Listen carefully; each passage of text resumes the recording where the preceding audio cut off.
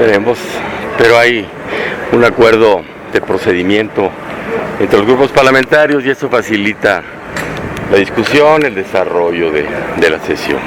Es decir, las reservas nuevamente se discutirían en el seno de la comisión. Sí, pues así insistieron mucho, creo que les convendría mejor la propuesta que había antes, de que se presentaran, las expusieran, las fundamentaran y quedaran anexas al dictamen y se fueran hasta la siguiente legislatura. Pues ahora algunas pues se aceptan y otras se desechan, pero cada quien Sin embargo, no es el mejor juez de su propia causa. Que es un mecanismo para dilatar la discusión y que se vayan aplazando los debates. Yo creo que ya no están en ese plan, por lo menos ayer no y creo que hoy tampoco. Más bien son inquietudes genuinas, pueden tener o no razón en las propuestas, algunas son atendibles siempre y cuando hubiera un estudio financiero presupuestal de por medio.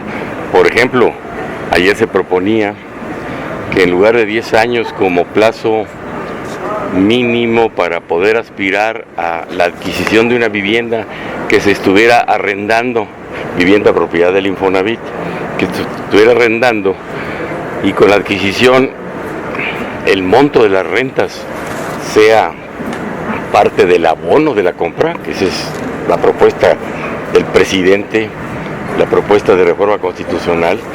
En lugar de 10 años fuera 5, pues está muy atractivo, pero eso necesita un estudio financiero y entonces no se puede aprobar, no porque no tenga razones, repito, atendibles esa propuesta, sino porque no sabemos calcular el impacto financiero. Entonces creo que ayer no lo hubo, creo que no la habrá hoy, el propósito de dilatar. Y bueno, la dilación pues va en perjuicio de todos, no nomás del dilatador, ¿no creen? Y entonces hoy solamente 2 dictámenes se aprobaron. Hoy 2, mañana no, es trabajo interno de redacción de estudio. El martes hay un foro sobre defensoría pública y sobre ejercicio particular de la abogacía, que son pues 2 actividades que tienen que ver de manera importante con el proceso de justicia en el país. Es de Saltillo y luego el jueves es en Sinaloa.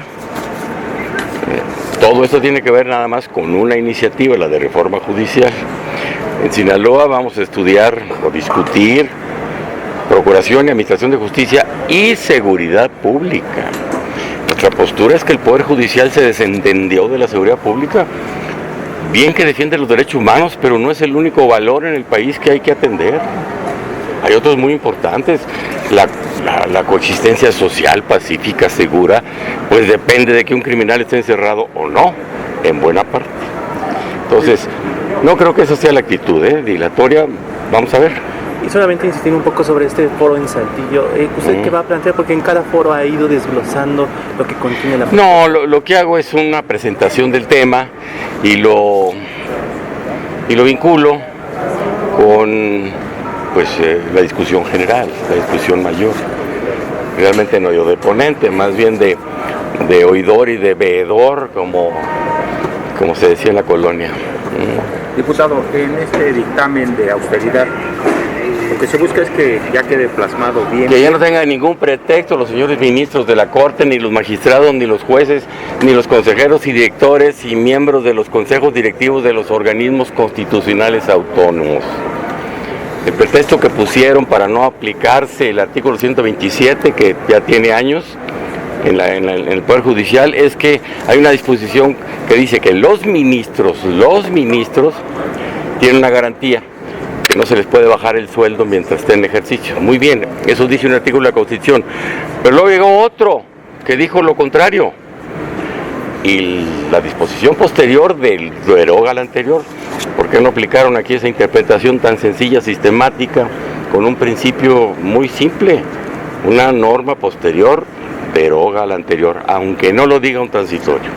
Entonces, ¿de qué se trata? Pues de que ya no haya pretextos para que los servidores públicos en este país, que tiene desigualdades muy grandes y un salario mínimo todavía muy rezagado, aunque ha reivindicado en buena parte casi en 300% en este gobierno, en este sexenio, tomen a manera de remuneración, pues una parte del presupuesto mucho más elevada que el resto de los servidores públicos y que el resto del promedio de los ingresos que tiene la población mexicana. De eso se trata, de volver la vida en el gobierno republicana y de que el ejercicio de la función pública sea austera, escrupulosa, que cuide el dinero público, que es de todos. De eso se trata. Y la iniciativa marca más preciso el salario del presidente.